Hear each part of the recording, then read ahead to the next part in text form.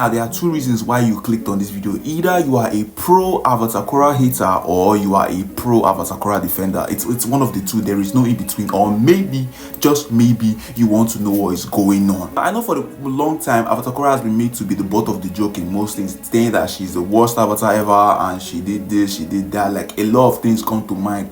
But I had to rewatch the series again to be sure if everybody's opinion here on this thing is valid or we're just being, irrational and just hating for no reason. Before you start pointing fingers and calling me sexist and saying stuff like, oh, he hates women, he doesn't want to see women at the top of the food chain. Nah, we are not going to do this today. I'm not going to tolerate that rubbish from any of you.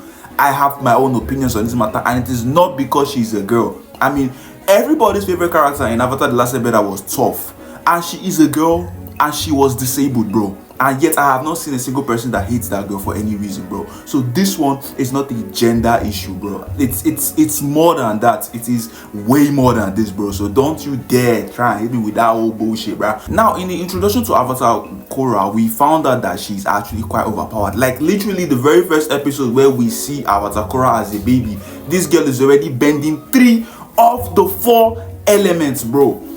People needed training to do this. There were certain rituals that had to be performed for them to even actually know that you are the Avatar, bro. And you are just able to bend 3 of the 4 elements at the start of the whole thing, bro. Was that really an issue for me at the time? I didn't really care at first when I saw it. I was like, oh, like maybe she's going to be like the strongest Avatar ever, bro. Like, that's what they were trying to lead to. Because after that incident, she was shown to be a master at fire bending, earth bending, water bending. Like, she was good at all of those stuff. But she couldn't air bend. And that was where they wanted to build the whole premise of her character on. Like, oh, she's going to have to learn how to be more mature and be more inclined with her spiritual side in order for her to be a good airbender. Which is okay. It's not a bad thing. I mean, in Avatar The Last Airbender, Aang could only bend air. And that was his own goal. So it's possible that they were trying to lead something different with this one. But they messed up in a way that I don't even understand. Another thing I didn't really like about Avatar Korra was the pacing, bro. Like, every season was a new villain, and I feel like that's one of the reasons why the show wasn't good to me. Because in Avatar The Last Airbender, we all knew that the final boss of the day was Fire Lord Ozai, and they gave us like a time frame of when Avatar Aang had to learn the bending in order for him to take care of Fire Lord Ozai. Now, were there other minor villains along the way? Of course, we had Azula, we had General Zhao, and other characters too, bro. But, and I say this again, but we all knew at the end of the day, the big bad himself was Fire Lord Ozai. But in the case of Avatar Korra now, every season had a different villain, and they are not even connected in one way or the other, bro. No connection whatsoever. So it's like, oh, he's the seasonal villain. After they defeat him, the next season will be another person that is totally unrelated, totally not even part of the storyline or whatever, just random bullshit out of nowhere, guy. I got tired of it because it became more like, oh, we're doing this one just to prolong the season, bro. No real story was being told here. No real conflict was being maintained here. Were the villains actually very impressive? Yes, my favorite of all time is going to be Zahir, followed by Amon, then the last one being our uncle. But it wasn't really impactful. Especially the last villain being the lady from the Earthbending Kingdom. I don't even know her name, bro. That one was even like the most dumb one to me, for honest. Like, I didn't really even like her character at all. It was so forced. I didn't even care, bro. Like, why would you even include her in this whole thing, bro? Like, make it to be something else. Make it about her trying to close the spirit portal and getting more in touch with her spiritual side and bringing one random person that is actually using the spirits as a sort of weapon, bro. Like, make it make sense, my guy. Make it make sense. Now, another issue with The Legend of Korra was the fact that her friend group was one of the worst teams I've seen in my entire life. From Mako to Asami to Bolin, all of them are trash.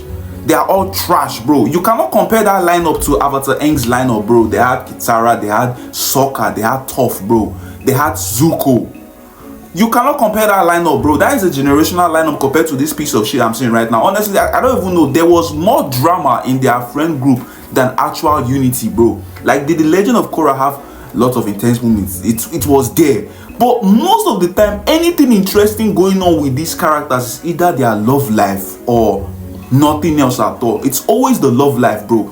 It's crazy, guy. Everybody was trying to date everybody, and it doesn't make any sense. And I know, yes, they are all teenagers, they're in their emotions and stuff like that, but if that is the main focus of the story, bro, They are not even impressive benders for real. Like, the only person that got with one of the most random BS of all time was Bolin being able to lava bend, bro. For no reason, no foreshadowing, nothing at all. Just when the story needed it to just lava bend, he could just do it, bro. Like make it make sense to me, bro. Make it make sense, my guy. Make it make sense. And of course, we have Asami, bro. Asami was literally giving complex character issues, yeah, especially with her old dad and her business stuff. It looked as though this girl could have been more. But then they turned her into a side piece for both Mako and literally Korra, bro. Like, what do you mean? What is going on here? She went from being in a love triangle to just being in a full-blown relationship with the Avatar. Now, am I here to talk about that whole thing? No. I'm just saying that they are the most dysfunctional sets I have ever seen in Avatar, bro.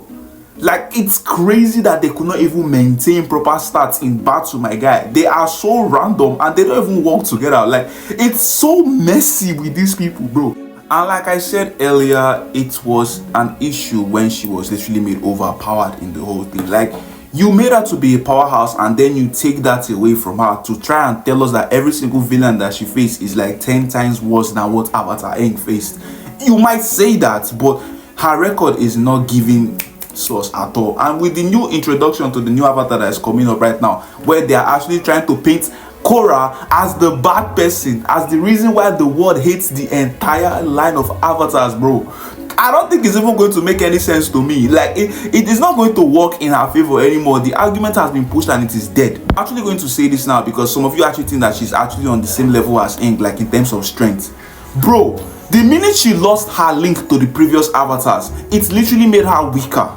I'm saying this right now, it made her weaker because normally the avatar states lets you draw from previous avatars, right? But due to the fact that Korra lost all the lines of previous avatars, bro, all their knowledge, all their skills, all their abilities is gone. She is literally on the same level as the first avatar, bro. And the first avatar, Avatar 1, was never the strongest avatar, my guy. He is the first, but he was never the strongest. So I don't think she's on the same level as Aang anymore, my guy. Like, there is a difference when you have connections to previous people that amplify the power of the avatar state than you. That's actually the starting line of the avatar state, my guy. So yeah, that's my little bit on this whole Avatar Korra issue. And if you have any other thing to say, the comment section is open. Don't forget to like the video and subscribe. Now, take care.